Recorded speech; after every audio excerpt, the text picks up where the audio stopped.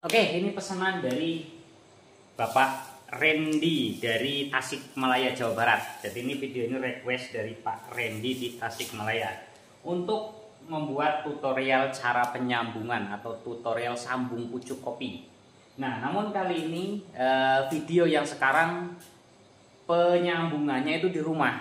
Jadi bibit seedling bawah itu sudah kita siapkan, bibitnya cabutan seperti ini. Lalu empresnya juga sudah kita siapkan yang diambil dari kebun yang masih segar seperti ini. Nah, entres ini bisa bertahan sampai 2 minggu ketika penyimpanannya itu tidak terkena sinar matahari atau di tempat yang sejuk. Nah, misalkan disimpan di kamar mandi, ini bisa bertahan sampai 2 minggu. Nah, jadi stok entres saya itu di dalam box ini itu masih lumayan banyak, sekitar 700-an batang untuk saya sambung malam ini. Nah, videonya agak panjang ini Pak ya. Jadi kalau nyambung di lahan dengan nyambung di rumah seperti ini atau di pembibitan seperti ini lebih cepat di pembibitan. Kalau kita nyambungnya di lahan, dalam 1 hari kemampuan kita hanya nyambung paling banyak 200, rata-rata 150, 120 sampai 150 itu kalau kita agak santai. Nah, alat yang kita siapkan, ikatnya kita menggunakan tali rapiah yang sudah kita buat kecil-kecil seperti ini. Nah, kenapa kita menggunakan tali rapiah? Karena untuk penyambungan bibit yang seperti ini, yang saya lakukan ini pengikatannya butuh yang kuat. Oke, selain itu kita ada pisau yang memang harus tajam dan jangan sampai ketika menyayat ini ya, entresnya, ketika kita sayat seperti ini bagian dalamnya ini kasar. Nah, itu kebanyakan gagal kalau kasar. Oke, kita langsung saja eksekusi. Nah, kita akan membuat sambungan 3 sambungan ya, 3 biji sambungan untuk video kali ini. Nah, untuk sambung pucuk itu biasanya dan umumnya dan harus atau wajib sambung pucuk itu harus ketemu antar kambium. Kalau sambung pucuk misalkan seedling bawah ya, seedling bawah itu yang bawahannya ini misalkan besar. Nah, besar seperti ini, lawan entres atasnya kecil begini. Nah, ini kalau kita sisip di tengah, itu tidak ketemu antar kambium atau antar kulit yang ada di samping, itu gagal. Nah, ketika kita ketemu yang seperti ini, bawahnya ini gede ataupun atasnya kecil ataupun sebaliknya, itu harus kita satukan di sebelah sisi. Sebelah sisi itu harus menyatu antar kulit antar kambium. Kalau yang sebelah lebih lebar, lebih jauh, lebih ke dalam, lebih keluar itu enggak masalah. Yang penting ketemu antar kambium yang sebelah. Syukur-syukur ketemu yang memang sesuai dengan ukurannya yang seperti ini. Nah, sama seperti ini, jadi kanan kiri ketemu antar kambium. Itu sudah dipastikan jadi. Nah, tapi namanya jadi apa enggaknya, namanya bermain nyawa ya, namanya kita nyetek ini kan ada nyawa, namanya tumbuhan ada nyawa, itu yang menentukan Tuhan, bukan kita. Ya, syukur-syukur kalau kita sesuai dengan apa yang saya ajarkan ya, mungkin mudah-mudahan bisa 100% berhasil. Nah, untuk pembelahan untuk yang seedling bawah kecil bisa dibelah di bagian tengah seperti ini. Kalau untuk seedling yang besar seperti ini, kita harus rapikan dulu ya, karena potongan ini kan biasanya kalau yang atas pasti menggunakan gunting. Itu bisa di bagian lebih ke pinggir sedikit, jangan terlalu ke tengah karena terlalu keras nanti untuk menyisipkannya susah. Jadi lebih ke pinggir gini kalau yang bawahnya besar. Nah, kita siapkan empres untuk bagian atas.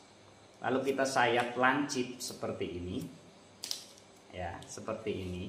Untuk panjang sayatan itu menyesuaikan dari belahan seedling bawah, kurang lebih seperti ini. Nah, untuk penyayatan biasanya sedikit lebih tebal yang sebelah sisi daripada yang sebelah dalamnya.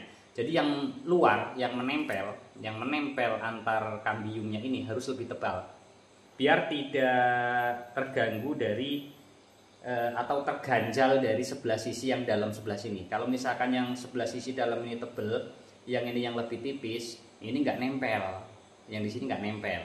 pasti keganjil yang di sini, yang di tengah. Oke, setelah menyatu seperti ini baru kita ikat.